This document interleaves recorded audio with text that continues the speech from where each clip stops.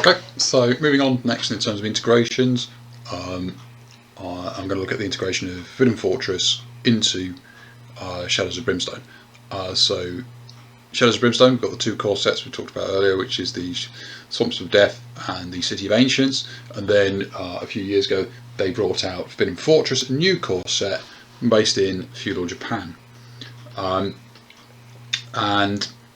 In some ways it can be either simpler than swapping in and out old core sets, but it is a question that comes up quite a lot of how do you play with the two core, so I suppose the three, but yeah, the feudal Japan core set with the Western core set. I'm going to look at the cards first. So here we go, all the different cards out of the card bricks from them. I'm afraid no unboxing of Forbidden Fortress, that was a long time ago for me, but so we've got all the bits out anyway. And in terms of integrating your Forbidden Fortress into your Shadows of Brimstone, there is one big decision you need to make at the start. And people come down on either side of this. There is no right, there is no wrong. The decision is, do I want to keep the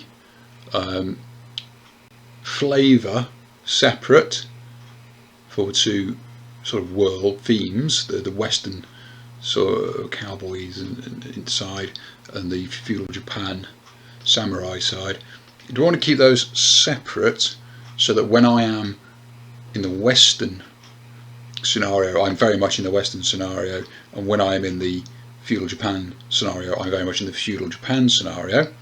Or do I just absolutely mix them up so that you could get the feudal Japan sort of artifacts and gear and all that kind of stuff whilst in the mines, and vice versa? Because it's a big decision to make at the start.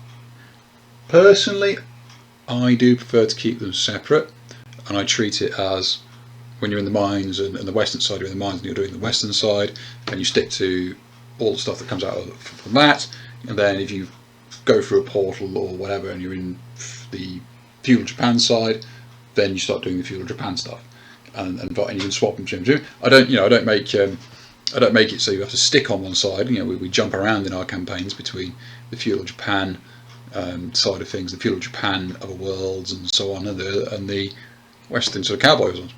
But I do prefer to keep them separate, just for that sort of split, so that when you're in, say, the Forbidden Fortress, you're going through the Forbidden Fortress, defeating all these you're facing feudal Japanese enemies, picking up feudal Japanese style loot, and so on. And then when you're in the mines, you are facing the more Western side of the enemies and picking up the Western side loot. But you don't have to do that. You can absolutely smoosh them together. There's nothing stopping you. And as I go through, I'm going to talk about each one. But there's a few things where you absolutely categorically do not mix together, and there's a few things where it makes no difference depending on which side of that line you are. So the first thing I'm going to do is go through is I will go through all the things that are one or the other, either keeping the themes separate or putting them together. So as you kind of heard me talking about, the first is gear cards. Here is my here is my giant stack of Western gear cards. That's got all the core sets in it. It's got all what are considered the Western Shadows of Brimstone themed expansions and enemies and stuff is in there. And this is my corresponding stack of Forbidden Fortress. It's a bit smaller. And the first thing I'm going to show, if I show you there, is a Forbidden Fortress gear card. You can see there's this like lotus flower in the top left. If I take one of the more traditional Shadows of Brimstone ones like that, you'll see there is no iconography up here in the top left, and that's the way to basically tell them apart. So again, this stack from Forbidden Fortress, it's not just Forbidden Fortress, it's Forbidden Fortress plus a load of the extra add-ons and enemies and other world and so on and so forth, but there are effectively all of them branded Forbidden Fortress because they've got this lotus symbol, and that's the same all the non-Forbidden Fortress stuff in there. So I keep these two separate, and every time I'm in a Forbidden Fortress world, so I have Forbidden Fortress, the Forest of the Dead, the Belly of the Beast, those ones, we draw from this gear card deck when we need gear, and everywhere else which is not Forbidden Fortress, we draw from this great card deck. But as I say, you don't have to do that. What you could do is, because they've got the same card backs, you could just take these two, put them together, shuffle them up, absolute random, no matter where you are. So that's the gear. Darkness is exactly the same. There you go. Oops, tilt them back a bit. Forbidden Fortress in this hand, it's got the little lotus symbol on the top left. Shadows of Brimstone does not. I keep them separate. When I'm in the Forbidden Fortress, I do the Darkness from this deck. When I'm in the Mines or whatever, I do them in this deck. But you could put them together, same card backs, shuffle them up, complete random. That's the Darkness. I'll just quickly go through the rest because they're same principles. That is, if we go, Growing Dread. You can see, oops, can't really get my fingers on, but Lotus Flower there. Forbidden Fortress, not Forbidden Fortress. Growing Dreads could be put together, shuffled together, or you can keep them separate if you want to keep them dramatically separate. Fret decks operate the same. So here is the Forbidden Fortress low frets, again with that Lotus Flower. Here is the Shadows of Brimstone low frets without. You could put them together and shuffle them, or you keep them separate so that all your enemies in the sort of Japan feudal world are Japan feudal appropriate, and all the ones elsewhere are elsewhere appropriate. I mean, there is a bit of a bleed. There are some that you could argue for in both, but they have been sort of badged for you by Flying Frog already. Medium frets, Fofo medium frets, normal medium frets. Again, you could stick them together, shuffle them up.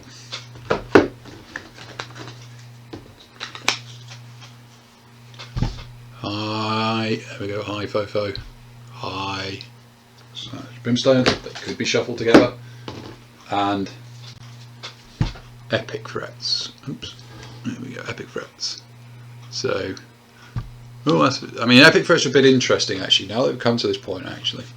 Epic frets are a bit interesting. So, whilst these are all in here from the set that is badged as Fofo, you'll note it doesn't have Fofo at all. Well, this one has Belly of the Beast.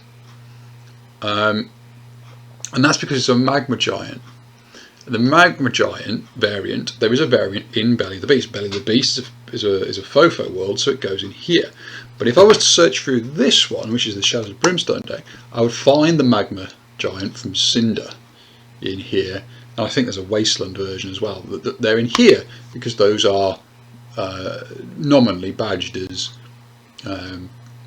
Shadows of Brimstone rather than Forbidden Fortress worlds. And all the way through Epic Frets, there's not something at the front because I've got all the basic. There you go. You start to see they get badged by what other world they are, if they come from another world. And that is, again, for thematic reasons. If you want, so there you go, there's a Magma Giant from Cinder. That is because if you want to have an enemy specific to the world you are in, you look for the world symbol, which is why. So that one is a Belly of the Beast one, so it doesn't have Forbidden Fortress, Belly of the Beast, Belly of the Beast, Belly of the Beast. Then you've got, that's Forest of the Dead, Forest of the Dead, Forest of the Dead, Forest of the Dead, Forest of the Dead. And then you're back to Forbidden Fortress. So these are specific to Forbidden Fortress. And then you're back to Belly of the Beast again and a bunch of others. So that's why not all the ones that are in the Forbidden Fortress deck have the Forbidden Fortress Lotus, so they sometimes have the other world appropriate. But anyway, that's a little bit different from the Epic. I mean, you could just do that. Again, you could just do that.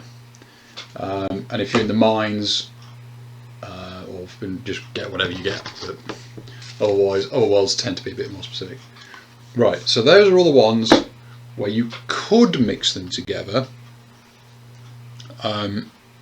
Or you can leave them separate, and that's a choice for you on theme as to whether you want to keep true to theme when in Forbidden Fortress or just mix them up. Ones you categorically do not mix together with anything. So the first is our old friends Scavenge and Loot. So again, much like we were talking about for the core sets, you only need one set of Scavenge and Loot. You do not put them together, you do not shuffle them Generally, if things have the same card back, that's a sign you can. These are the two that are the absolute do nots. Do not shuffle, loot and scavenge together. They're not identical. If I flip the loots over, they have different artwork. So the Forbidden Fortress loots tend to have a more, so again, unsurprisingly, feudal Japan artwork. The ones over here tend to have the more sort of Western artwork, but also they are actually different. There you go, and there's the difference. When using the core set ones, you get 30 XP if you find a Darkstone shard. You only get 20 in this one, and also the old sets only gave you 20 XP. I believe that's the only difference between them, but and the scavengers are the same, but also, as you can see, different artwork for the same card. Because so again, don't mix them up, keep them separate. Choose if you want to just use one for both, or do what I do, which is when in the wild. Just made that wrong, didn't I? There we go. That one there. That one there. When in the Wild West, use the Wild West ones. When in Japan, use the Japan ones. So those do not get mixed together. Right. It's slightly more obvious, but we should probably say it. Encounters. Do not mix them together. They've even got different card backs. It's a clear sign. These are not to be mixed. These are the ones from the mine. These are the ones from the Brimstone Fortress. Yes, they are both the core set, core world for those sets. But as you can see, they do not mix together. You do not get mines encounters where you're in a Forbidden Fortress and vice versa. So those keep separate. For similar reasons, somewhat obvious, but we'll go and say it anyway, do not mix the map decks.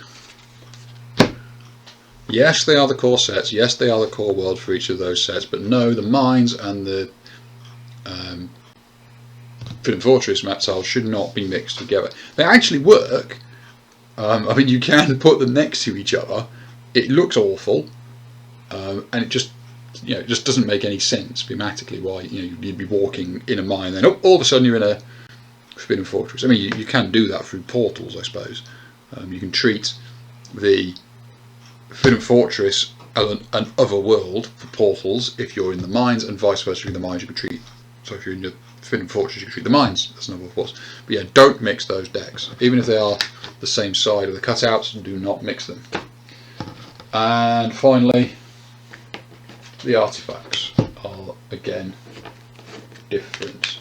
And this is kind of one of the things that made me think about keeping them separate. The artifacts are different. They've got different backs, so you can't really shove them together without it becoming obvious unless you're using card sleeves. But also, it kind of shows there's a clear difference. When in Japan, in the feudal Japan, and you're going through the Forbidden Fortress, you get Forbidden Fortress artifacts. When in the western part, you're going through the mines, you get mines artifacts, and they're clearly separate. And it basically struck me, well, if that's the same, if that's like that for artifacts, why wouldn't it be true for gear? Why would you not want to keep the gear separate? And then it rippled through everything else. So, well, let's keep them separate then. So those are the ones you categorically do not mix together. Ones you can mix together into a certain extent. So these are like the little rules, crib sheets. I haven't got them all out, but there's like the one for poison and corpse piles from Forbidden Fortress. These are about a Forbidden Fortress. This one's got the ensnared on one side, that one's got barriers on the other. There's no reason not to just take all your rules crib sheets, put them together, and get a stack of rules crib sheets. What I will say is when you start buying extra sets, extra expansions, extra other worlds, extra enemies, is you get a lot of these, but also there's a lot of duplication. So I don't know how many times I've got the rules for poison. Lots and lots and lots of times. I've kept this one because it's got ensnared, and it's the only one that has ensnared. So there should be, in all my stack, only one of each rule, unless it's on the flip side of something that's used elsewhere. But yeah, there's no reason not to put your rules crib sheets together in one place. Like that. Personal items.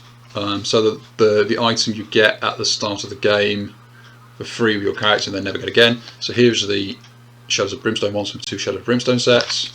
They are very much Western themed.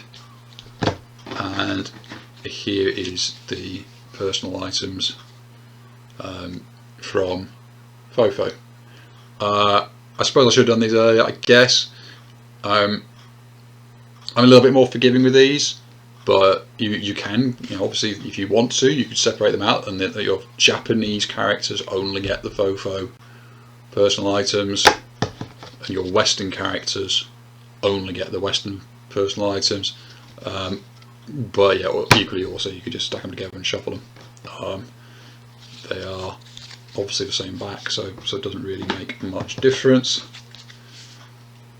Next up, starting gear. So given that these are basically fixed cards, every class gets gets whatever is the starting gear that class gets fixed at game start. There's actually, shuffling, there's no reason to shuffle them or whatever. They are, again, clearly badged differently, like the personal items, just Lotus in the top left, and so on. I keep them separate only for convenience sake, just so that it's quicker to go to which set I'm doing depending on which character's been pulled out to play. But equally, you can just put them together and keep them together as personal items. Sorry, as starting items. Doesn't really make a difference. It's not going to affect the theme or not, or whether you're or what you're going through. And then the last are the character cards. I just drew out two. Basically random ones, the US Marshal, one's the Geisha. Turn them over, you'll see they're just character abilities. You can either have a giant stack of them all, or as I do, separate them out by character class so that you can get to them quickly when you're pulling classes out to play. The fact that one is from Shadows of Brimstone and one is from Forbidden Fortress is completely irrelevant. It doesn't make any difference on that respect. So there you go. That's cards and how to integrate your Forbidden Fortress into your revised core set. As I say, key decision which you can go either way on, and people do. There's people on both sides of this argument. It's not really an argument. It's just personal opinion. There is no right and wrong according to the rules. Make your own choice, but basically decide: do I want to keep them thematically separate? So that when I'm doing Forbidden Fortress, I'm very much doing Forbidden Fortress with Japanese enemies and gear and artifacts and whatever. Or do I want, and when I'm doing Shadows, I'm very much doing Westerns and stuff. Or do I just want to go smoosh them all together and get whatever I like with one? Feel free to make your own mind up. Maybe try them separate to start with. Maybe try them smooshed together to start with, and then see which one you like. But there you go. This is a quick rundown of what can go in together, what should not go in together, and what might, depending on that decision. This is the only one I'm going to do for FOFO, and then the next one is going to be Adventures when Adventure comes out, and we'll see how that does. I'm not going to talk about basically the tokens and the rules and so on like I did with Core Set, because effectively they are all unique to FOFO and there's very little crossover. So I think the health and sanity is about it. Everything else you just want to keep separate to do with your FOFO when you're doing FOFO. So there you go. Adventures is not going to be for a long time because it's only just gone to Pledge Manager when I've done this. But eventually, when Adventures rolls out, I will do another one once people have worked out how you integrate Adventures into both Shadows of Brimstone and FOFO that we have here. So there you go. That's it for now.